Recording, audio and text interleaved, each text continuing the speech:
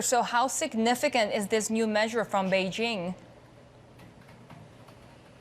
Well, it's an intriguing step by Beijing. The cyberspace administrator, as you said, is launching this security investigation into Micron. Micron makes memory chips that go into all sorts of things, smartphones and PCs.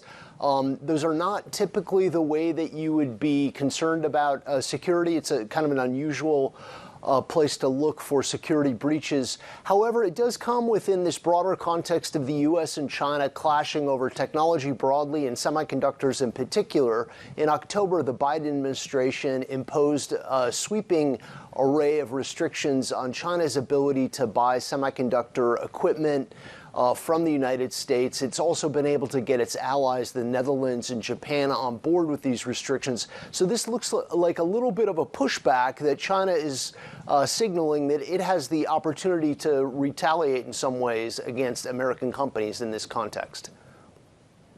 The Chinese economic reopening was seen as one positive element for the chip makers, right? They've had a pretty rough stretch lately. Does this threaten the comeback?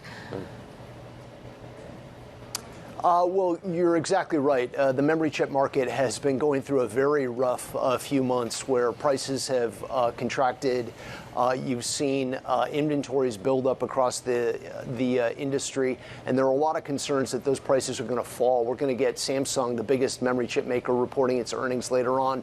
Its earnings are forecast to fall something like 90%. I mean, it's really, really rough out there. I think what China is signaling here, though, is that they have concerns about Micron in particular that would be directly targeted at an American manufacturer.